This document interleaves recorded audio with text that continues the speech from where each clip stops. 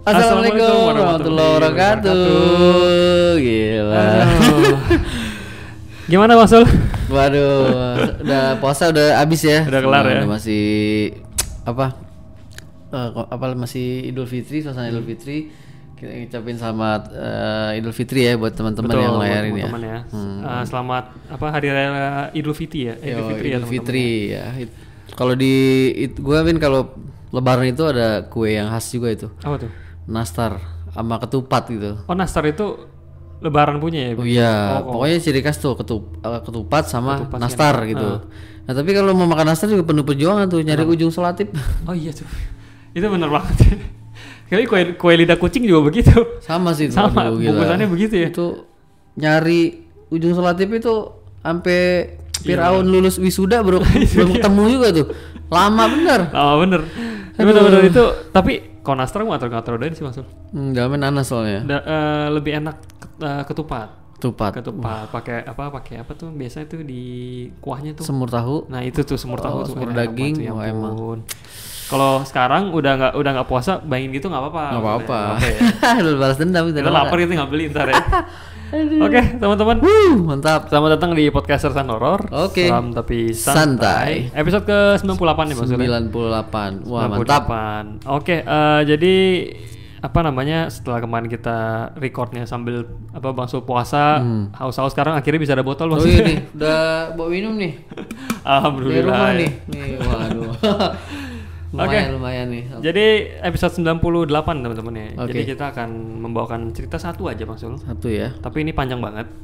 Nah, ini dikirimkan oleh seorang veteran yang mungkin teman-teman udah tahu lah pasti ya. Oke. Mas Noca. Wah. Udah lah ya. Kita sudah tahu gitu ya. Tidak usah diragukan dia. Betul. Ini ceritanya panjang. Kira-kira bisa 30-40 menit ya Mas. Oke. Wah, boleh lah. Mantap. Jadi satu aja Mas ya. Satu aja. Kayaknya panjang nih. Nah, ini spoiler dikit ya. Ceritanya ini Mas Noca ini tentang desa di kaki gunung. Dia kan udah pernah kirim tuh. Oh iya, ini part 2-nya ya katanya. Ini part 2. Oke. Ini juga sebenarnya udah lama kirimin nih, cuma kita baru bisa bacain sekarang ya. Oke, mantap. Jadi mungkin teman-teman yang udah pernah dengar cerita Mas Noca yang di desa kaki gunung itu mungkin tahu lah alur cerita gimana. Cuma kalau yang teman-teman yang belum dengar, ini yang part satunya itu tuh udah pernah dikirimin sama Mas Noca tuh episode awal-awal kita. Oh iya betul. Ini pokoknya ini part 2 aja ya. Betul. Mantap. Nah, oke, jadi kita akan bacain cerita dari Mas Noca. Thank you banget sebelumnya Mas Noca udah kirim cerita lagi ke kita. Nah, kebetulan kemarin kita udah baru upload video pertama segmen mindset ya maksudnya. Oke, mindset tuh udah mulai ada nih. Kapan minggu ini? Nah, minggu depan? Dari kemarin itu kita satu. Oke. Terus nanti kita akan ada lagi nih. Oke. Mantap. Itu jadi mungkin teman-teman yang demen game-game horor itu kita coba main meskipun kita berdua nggak jago maksudnya. Kita kan kalau main game tuh juga kan kalau misalkan jago kan seru, enak kan lihat gitu kan ya. Ya ini kalau gue berdua Kevin main kayak orang buta jalan, cuma dituntut sama orang buta gitu, gugat mulu. Tapi kalau main game gue saranin sih game horor itu jangan sendirian ya, itu lumayan jantung. Iya benar. Kaget sumpah. Takutnya yang dimainin datang. Itu dia anjir, gue ngeri juga. Amit-amit juga kan. Nah, aduh. Oke deh, jadi teman-teman mungkin bisa kasih kita masukan maksudnya untuk segmen mindset itu lah ya. Oke, langsung aja kali maksudnya. Oke, langsung lah, pasang headset kalian. Mas Noca seperti biasa Mas. Pasang headset kalian, matikan lampu dan tangkap kengeriannya. Sabu-sabusan. Berikut. Selamat mendengarkan.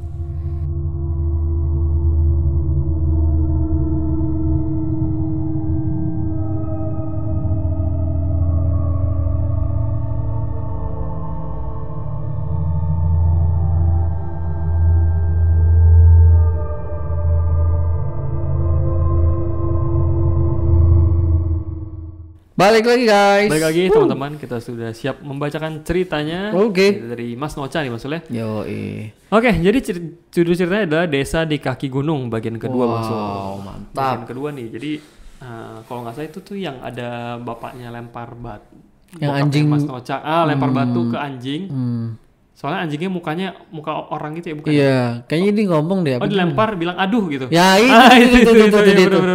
Aduh, mana ada tuh anjing begitu ya? Iya dilempar, aduh gitu. Ngeri banget kan. Nah ini mungkin ini keduanya nih. Waduh, ini apa ya? Oke, jadi Mas Nocha ini kirim via email. Ini panjang Bang Sule, jadi kita akan langsung bacakan saja. Oke. Assalamualaikum warahmatullahi wabarakatuh. Waalaikumsalam Nocha. Waalaikumsalam Mas Nocha. Halo Bang Sul dan Kevin, apa kabar kalian berdua katanya? Alhamdulillah. Halo juga buat semua Sukita Persersan Horor katanya. Wow, mantap. Semoga semuanya sehat selalu dan tetap dalam lindungannya. Amin. Emang ini klasik Mas Nocha ya, sebelum masuk ke cerita dia doakan semuanya dulu ya. Bener, mantap dia nih. Langsung aja kagak banyak cincong katanya, biar intronya gak kepanjangan. Nah, katanya ini masih di desa yang sama dengan cerita yang sebelumnya itu, katanya. Di desa Gunung Kawi Bang Sul ya. Waduh. Di kaki Gunung Kawi nih. Tempat pesugihan itu ya, Gunung Kawi ya, terkenal ya. Bener, nah katanya ini tempat ayahku tinggal selama memiliki usaha perkebunan jeruk.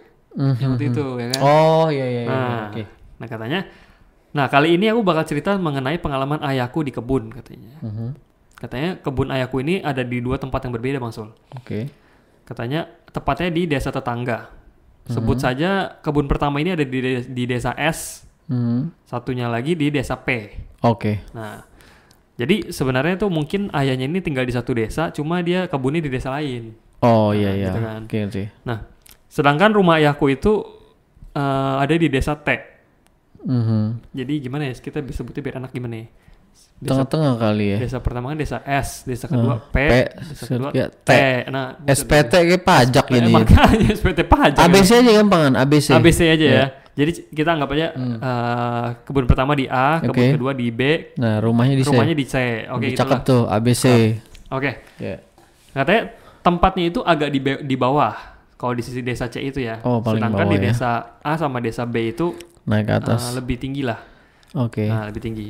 Nah, desa yang B ini adalah desa sepupuku. Oke. Di ceritaku yang sebelumnya, yang mendengar suara dentuman. Oh, yang kencang itu ya.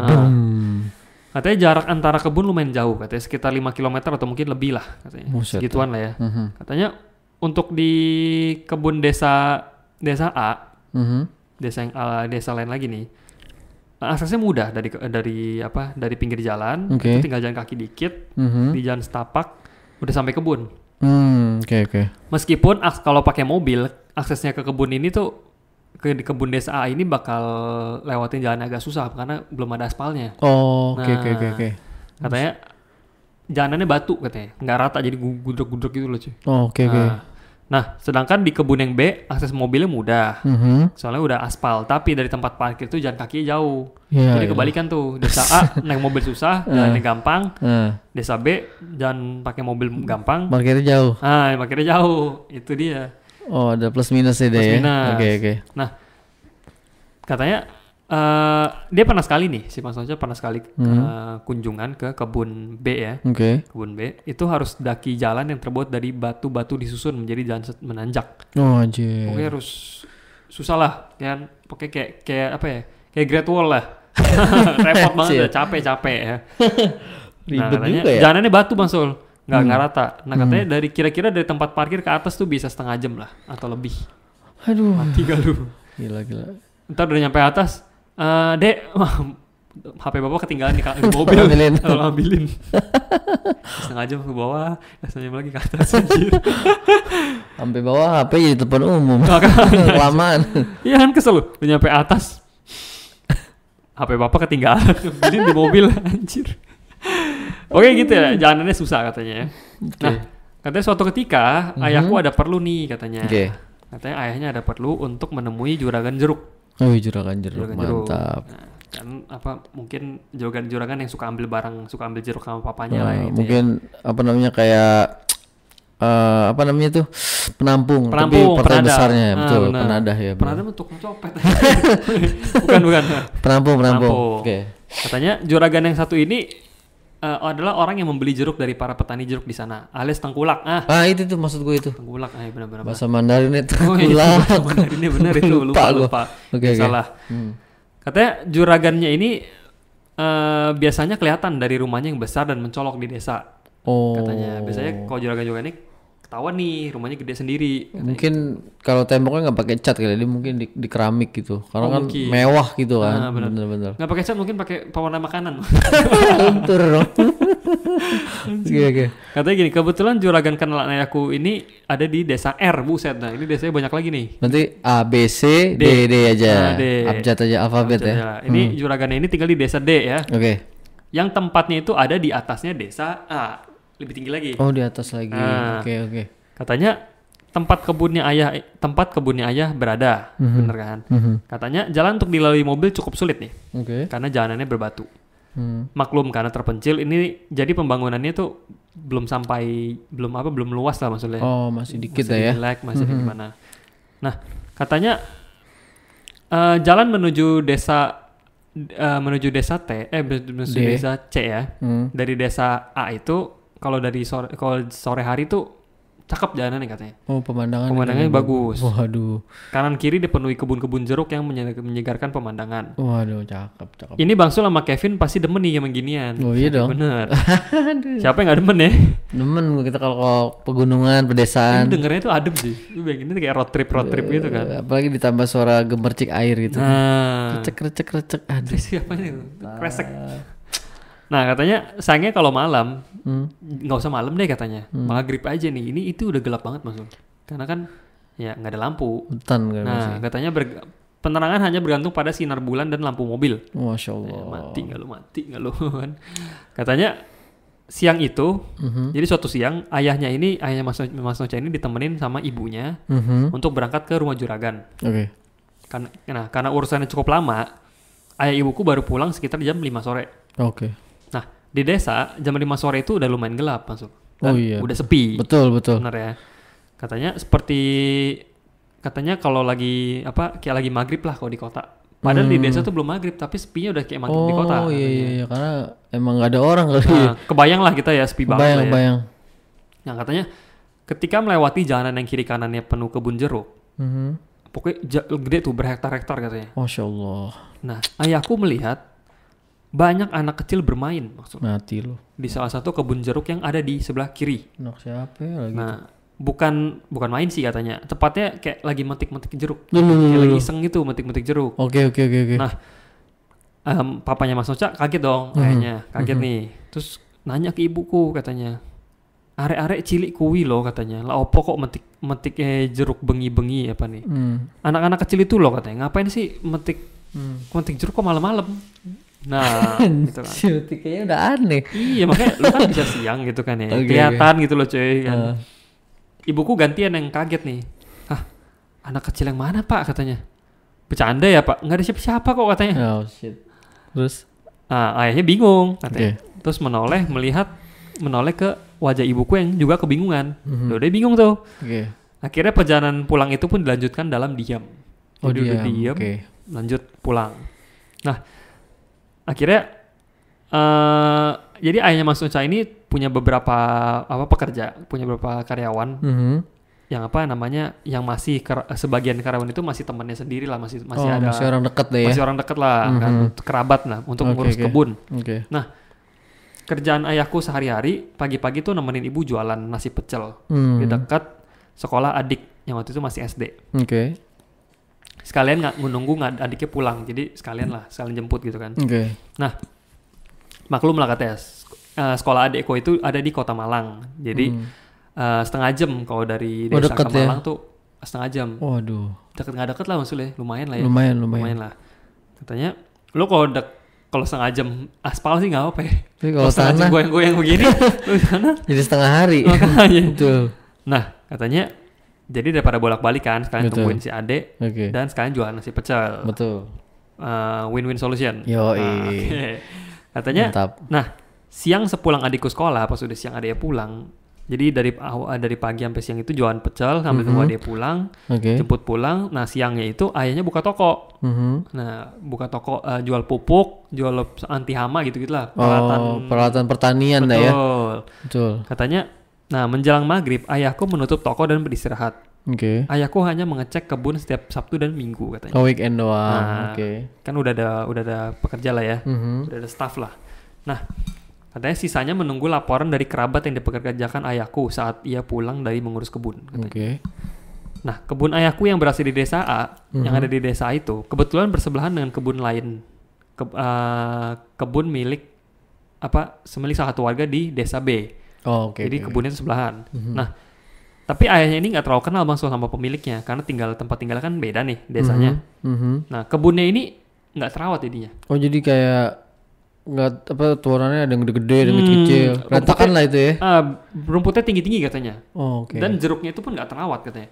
Banyak benalu Bang Sul. Oh, oke. Jadi diurus ya. Nah, daun-daunnya banyak yang udah dimakan ulat gitu. Pokoknya udah penuh hama, udah nggak jelas lah. Anjir, Kak. Udah berantakan. Oke. Nah, ayahku ingat betul katanya. Hari itu hari Sabtu. Ayah mengecek kebunnya. Semua tanaman kebun jeruknya terawat, tidak ada hama dan rumput liar sudah dipotong semua. Oke. Nah, hari Minggu, besok harinya, kebetulan adalah hari panen jeruk.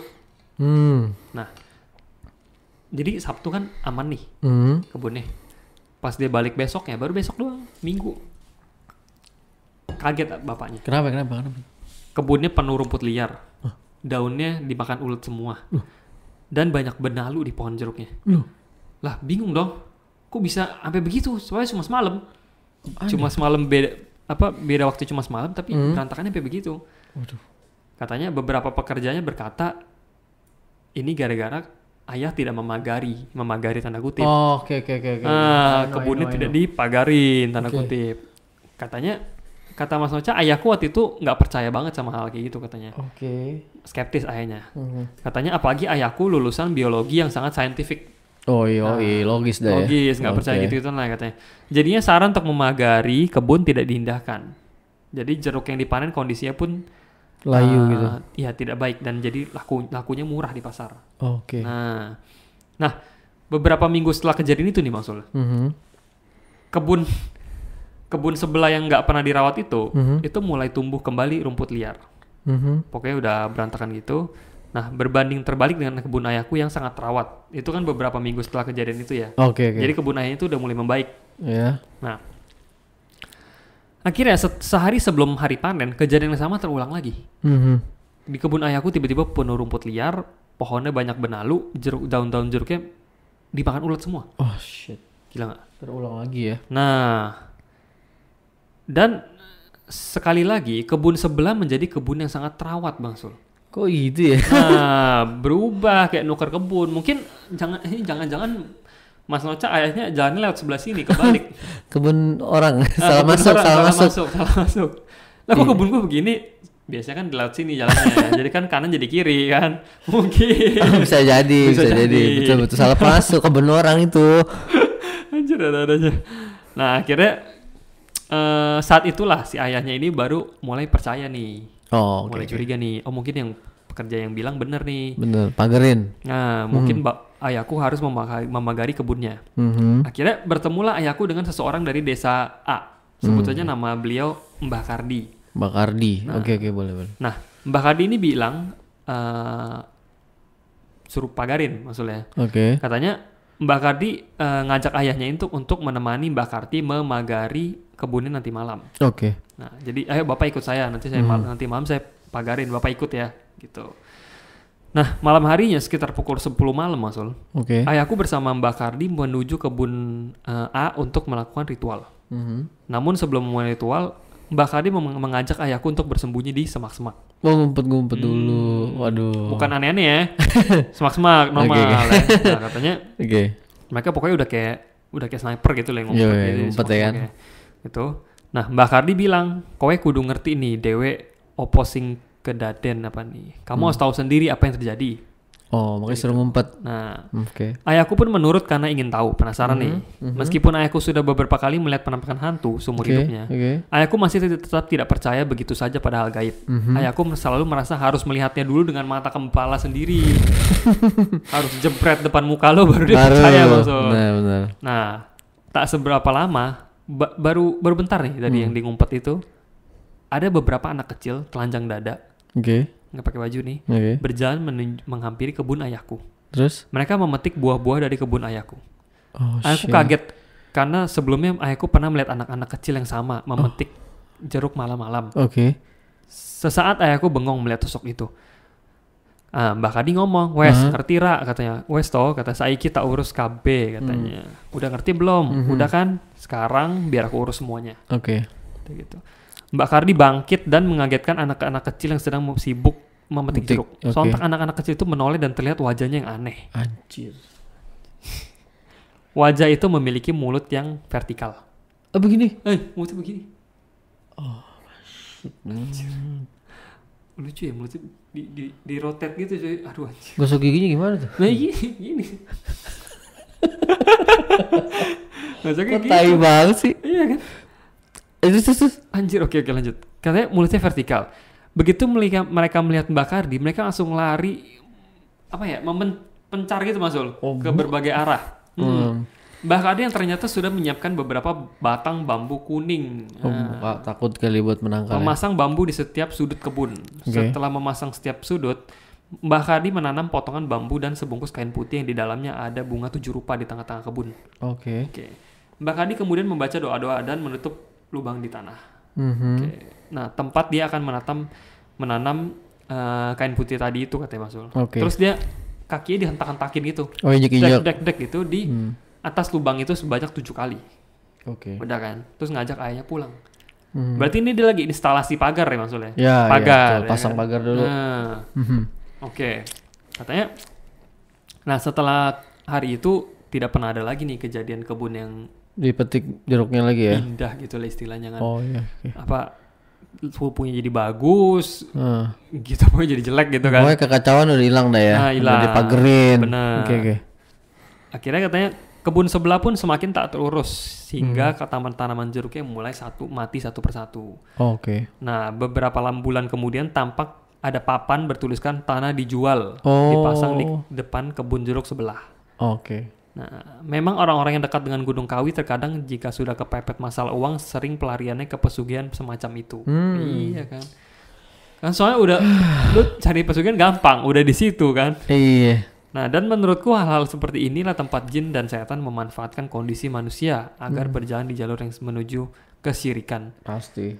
Ada satu lagi sih cerita yang seperti ini yang pernah didengar ayahku, tapi kali ini kebun kentang. Kebun kentang.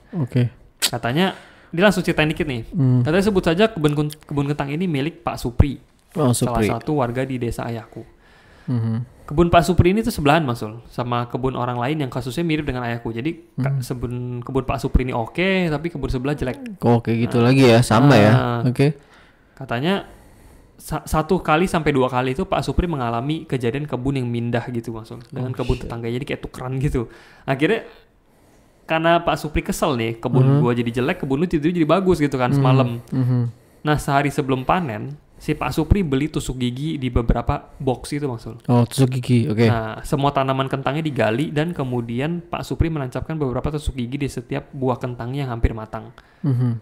Sedikit ekstrim memang katanya, tapi Pak Supri saat itu sudah kesal banget katanya. Nah, setelah itu semua tanamannya ditanam kembali. Habis itu pakai tusuk gigi itu ditanam lagi. Besok paginya bener aja kebunnya menjadi tidak terawat, tetapi tanaman kentangnya masih bisa dipanen. Meskipun kondisinya tidak sebagus seharusnya. Namun, di kebun tetangganya itu saat dipanen, semua kentangnya busuk.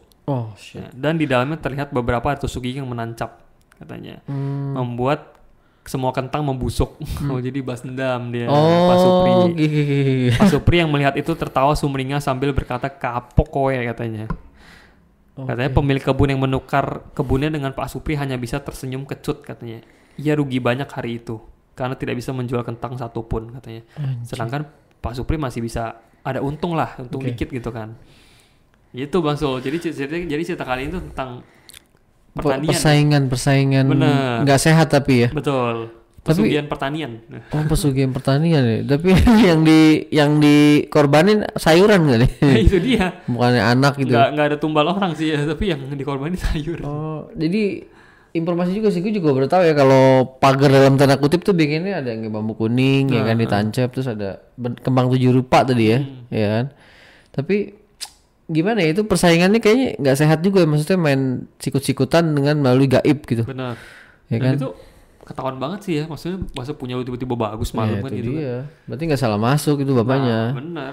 Iya betul. Anjir gila, gue juga baru tahu sih. Maksudnya orang bisa kirim begituan ke kebun, gue baru tahu.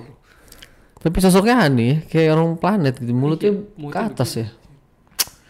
Tapi Nggak lihat jumlah anak kecilnya berapa nggak enggak lihat. sih, cuma katanya banyak katanya. Oh si anjing. Satu geng itu kali ya, maksudnya satu lusin mungkin.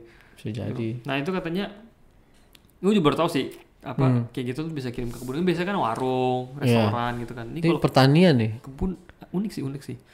Itu gila. Gitu maksudnya ceritanya ya dari Mas Noca. Oke, tentang katanya, perkebunan ya. betul. Sekian cerita dari Desa Kaki Gunung katanya. Thank you Noca. Semoga menghibur. Terima kasih Bang Sul dan Kevin sudah membacakan ceritaku, dan terima kasih kita Person Horror sudah mendengarkan.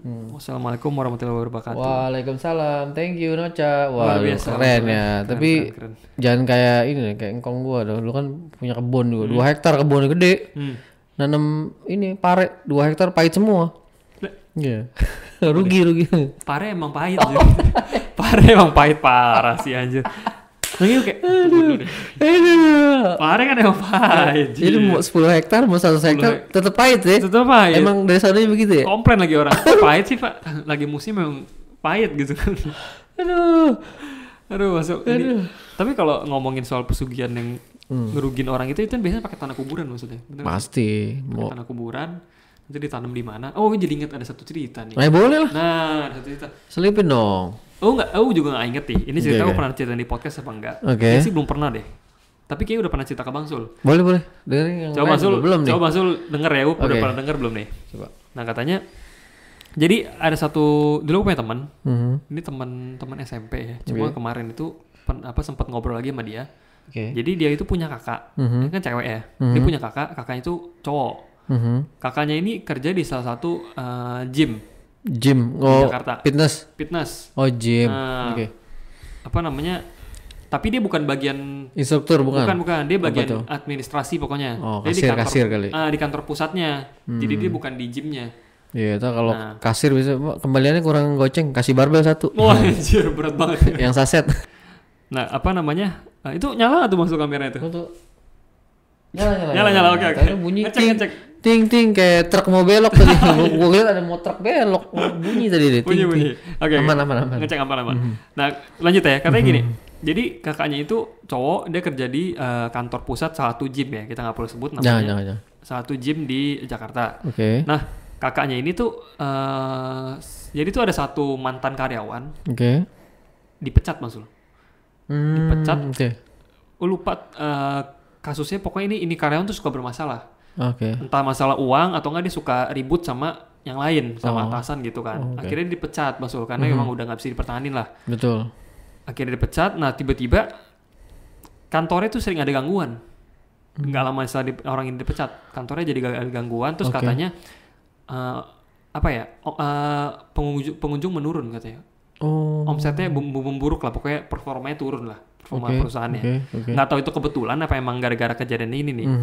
Akhirnya suatu hari ini kakaknya temen aku ini masuk kerja biasa aja Masul. Biasa aja masuk kerja. Nah, pas dia masuk heboh kantor. Ada salah satu karyawan lain kesurupan. Anjir. Kesurupan. Nah, akhirnya Terus? kesurupan gitu dipanggil orang pinter kan. Panggil orang pinter masuk kantornya. Dibilang akhirnya si yang nyurupin ini tuh bilang ini ada yang ngirim. Oh. Nah, Oke. ada yang ngirim. Akhirnya yang kesurupan ini jalan ke ruang genset. Oh, terus Ruang genset.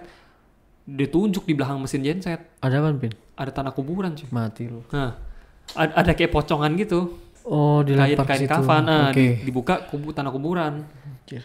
Akhirnya nggak tahu dibakar nggak tahu dibuang. Ya udah dihilangin. Katanya itu yang ya itu. Ngebikin omset Dicurigain menurun, ya kan? Nah, katanya dicurigainnya karyawan yang dipecat itu. Sakit hati kali ya. Mungkin dia sakit hati dipecat kan. Mungkin itu tanda juga kali, itu baru tanahnya doang. Besok mayatnya lempar situ. Kesel. Oh, kesel. Iya, benar-benar. Gila ya emang sih. Tapi emang ngumpet ini di belakang mesin genset loh anjir. Maksudnya siapa yang nyangka gitu kan? iya sih. Jadi nggak ditanam di mana tiba-tiba di mesin genset gitu. Tadi mau ditaruh di dekat mesin kasir. Oh anjir. Ambil duit tanah kuburan. Pocongan anjir. Tapi emang tuh kalau media-media kayak gitu kayak tanah kuburan, kayak tali pocong, itu kalau buat pesugihan itu udah nggak lumrah lah, udah biasa gitu kan. Apa aja lah. Kadang-kadang kalau misalnya kalau itu yang buat perusahaan gitu, misalnya kayak buat pesugihan, kadang-kadang kalau mau nyantet pelet itu kita dimintain rambut dia sehelai gitu, fotonya dia gitu. Aduh. Itu ampuh banget lah kalau ada rambut, bagian tubuh itu kayak ampuh. Kuku juga tuh. Kuku sama rambut kan sama kan. Kuping ya kan. Buset ribet banget. Masih ada diambil kuping mana tuh. Pinjem bentar bang. Aduh. Nah gitu ya itu ya bahas dikit lah tentang pelet-pelet pesugihan gitu loh maksudnya. Waduh. Ini harusnya kalau misalnya di pesugihan tadi kebun tadi itu harusnya dia minta ya dia kaya sendiri aja lah. Maksudnya jangan apa yang ngerugiin yang lain gitu kan. Ya isinya ini sih ya persaingan gak sehat itu kan. Isinya lu buka warung di sini, lu buka lagi di sini. Dia nggak tahu rezeki itu udah yang ngatur. Iya. Jadi takut keambil gitu. Nah takut kepatok lah ya. Iya sih, waduh gila sih. Nah itu ya cerita dari Mas Nocha, sama tadi aku tambahin sedikit lah tentang pelet-peletan ya. Oke, thank you banget Mas Nocha untuk ceritanya yang mantap seperti biasanya nih. Ini cerita Mas Nocha kali ini nggak terlalu mencekam maksudnya, cuma lebih kayak apa ya? Oh baru tahu nih ada yang kayak gini nih pelet ya. Pelet tukang pertanian gitu ya. Dan ini kita juga baru tahu nih ada makhluk yang mulutnya vertikal. Gue kira penghuni dari mana gitu kan, dari planet mana mulutnya begini. Iya mulutnya begini kayak sliding jeans gitu. Iya cuy, anak kecil tapi pas di zoom buset ya. Mulutnya begini. Nah itu ya teman-teman ya. Thank you banget deh teman-teman udah stay tune sama kita di episode ke-98. 98 ya. Mantap banget cerita dari Mas Nocha. Dan seperti biasa kalau ada yang mau kirim cerita, mana Mas? Link ke sersanhor@gmail.com dan follow IG kita di sersanhor.fm. Betul. Dan jangan lupa di kelenteng. Nah, jangan lupa subscribe kita, support kita terus dengan bantu kita naikin subscriber kita Mas Zul ya. Betul. Dan like video ini kalau kalian suka, kalau menghibur, kalau kalian nggak kurang suka, ada yang kurang ya dislike terserah kalian lah ya. Jangan di report tapi. jangan. Jangan mau ntar di ban kan. Ya pokoknya begitu ya, terima kasih ya pokoknya ya. Pokoknya subscriber juga sedikit-sedikit gitu kan. Kita juga ada 2 berarti kan di YouTube juga sama di Spotify juga pasti ada 2 schedule itu ya. Nggak hilang kok, tetap ada. Betul. Oke, dan kita akan juga kalau misalnya kita setiap akan selalu berusaha untuk upload mindset ya maksudnya. Mindset pasti itu di weekend. Program baru kita ya. Betul. Oke. Jadi ya tambah episode lah buat kalian hiburan. Betul. Hiburan buat weekend lah ya maksudnya. Iya benar. Oke deh teman-teman. Thank you banget udah stay tune sama kita di episode 98. Sampai ketemu di episode 99. Wow. Dan cerita yang lebih gila lagi. Dan kita ucapkan selamat malam. Wassalamualaikum.